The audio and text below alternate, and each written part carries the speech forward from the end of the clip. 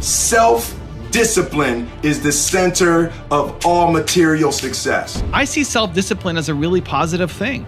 Discipline equals freedom, 100%. Rise and shine, it's Entspresso time. What's up, Believe Nation? It's Evan. My one word is believe, and I believe in you. I believe you have Michael Jordan level talent. Add something, and I want you to find it, embrace it, and use it to make a difference. So let's start your day off right together. Grab your coffee and sip on today's message. Develop self-discipline. Over to you, Will Smith. I wake up every morning. Espresso keep me going. I wake up every morning. So a dude screamed to me the other night, "Hey, Will, I want to be an actor, man. I want to be an actor just like you." You know, usually people say stuff to me like that. I'm like, "Yeah, man, you know, you can do it. Just give them an encouraging word." But I was just sitting here thinking, and it dawned on me, 99% of people that say stuff like that are not willing to do what it takes to make their dreams come true. The Marines have a saying, everybody wants to go to heaven, but nobody wants to die. And that's just real. At the center of bringing any dream into fruition is self-discipline. You know, something as simple as food and eating. It's not about your body as much as it is about your mind. It's getting command of your mind to be able to choose actions that are in your own best interest. Every day we are choosing that's not in our own best interest. Right? So if the world is attacking you and the world wants to fight you and the world's trying to hold you down, so you're going to kick yourself in the balls?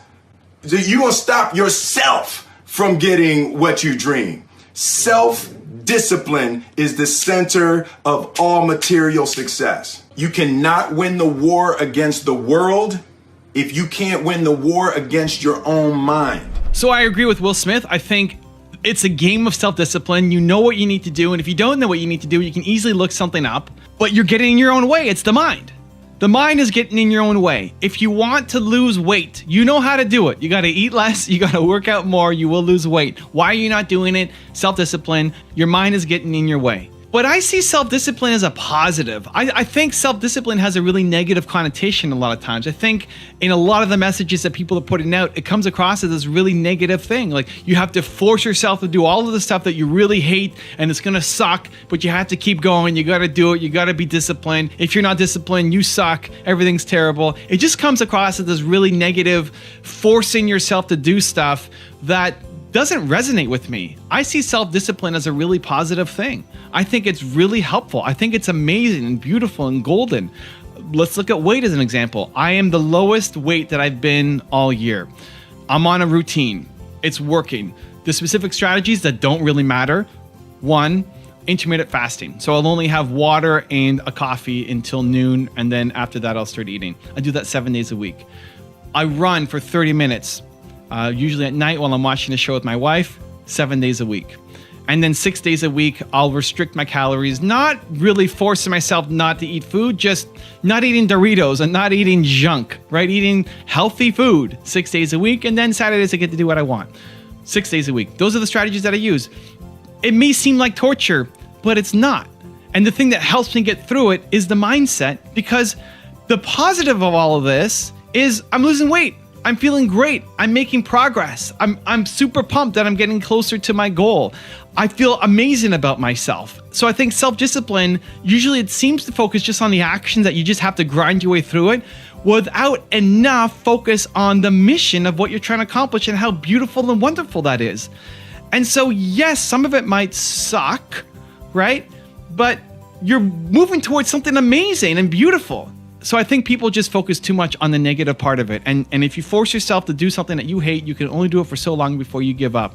If you can't tie it into the bigger picture of what you're trying to accomplish, then you will give up and you will quit and you will feel terrible. And then I think having other people yell at you about how you need to have self-discipline doesn't actually help. I think it actually makes it worse because you develop the identity for yourself of I don't have any self-discipline.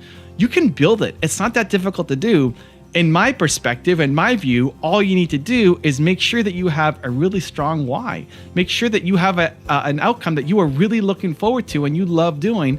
And then the process itself, how do you make the process as enjoyable as possible? How do you make the process just not absolutely suck every single day going in, right? If you figure that out, then you win. At the end of the day, this is a mindset game. Every single goal that you want to accomplish is a mindset game. The thing that's holding you back is not your lack of knowledge. It's not your lack of creativity. It's your mindset. It's your perspective. It's your view. You can figure out the answer to any question quite easily. It doesn't mean you will execute it on it because your mindset is broken.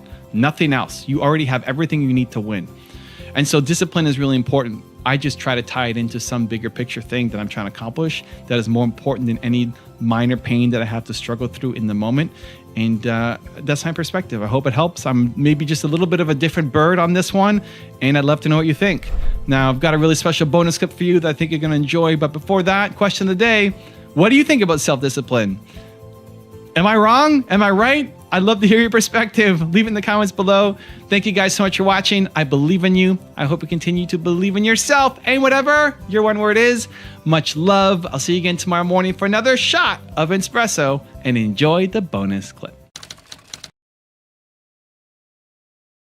I love talking about discipline because I think so many people, that word has such a negative connotation around it, right? It just sounds bad. Discipline, like you're gonna feel pain or someone's gonna hurt you or you're in trouble for something. And I want to start having you think about it in a really positive way, because discipline equals freedom.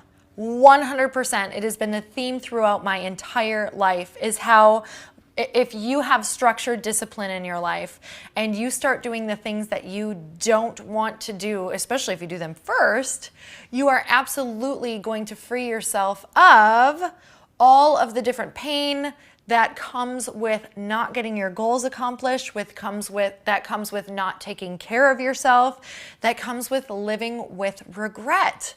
So before, way back in my early 20s, and even through my mid 20s, when I would, I was trying to create habits around maybe eating right, or habits around working out. And let me tell you, habits around getting stuff done. I literally in my head told myself all the time, my mantra at the time was, I never finish anything. So what do you think I did?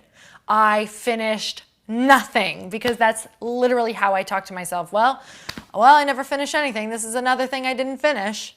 So I had to switch that mantra around, and it was also realizing how important discipline was and how much freedom came with it.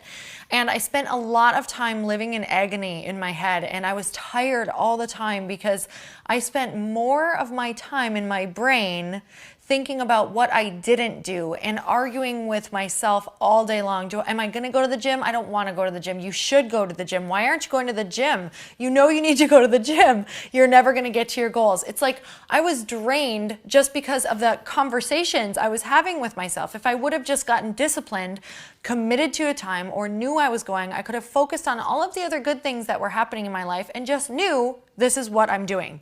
It's like just saying, okay, well, here's what I'm doing so I can forget about it until the moment that it comes, and I'm going to do it because I'm committing, truly committing to discipline, and how freeing that is. And when I started getting a great discipline habit around all of the things that I wanted to do, I started to notice how much more free I felt, how much less anxiety I felt, how when my head hit the pillow, I felt proud instead of another day just went by that I'm further away from my goals and I have regret and I'm feeling my life race by me, right? Those are all feelings that do not feel good, that discipline can free you from. My guaranteed formula for success that is 100% proven for my life and other people I've taught.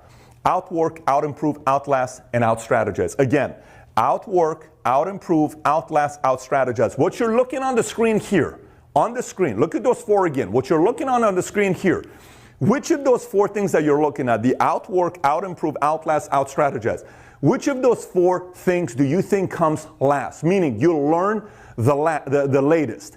It's out-strategize. Why? Because that requires a lot of experience. It's like you got to go through, like a general in a war, right? You got to go through so many different wars to learn different strategies and what works and what tactics work and what doesn't work. That's something you got to be working on, right? However, the other three, outwork. If a guy works 80 hours a week and you work 40 hours a week, you can't compete with that guy.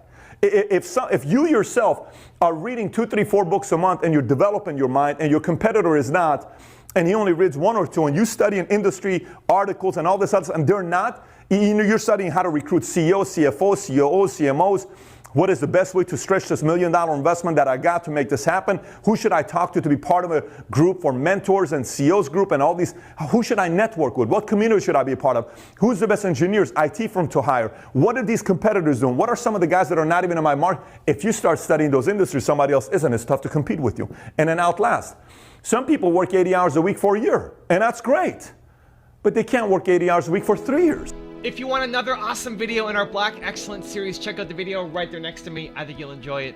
Continue to believe, and I'll see you there.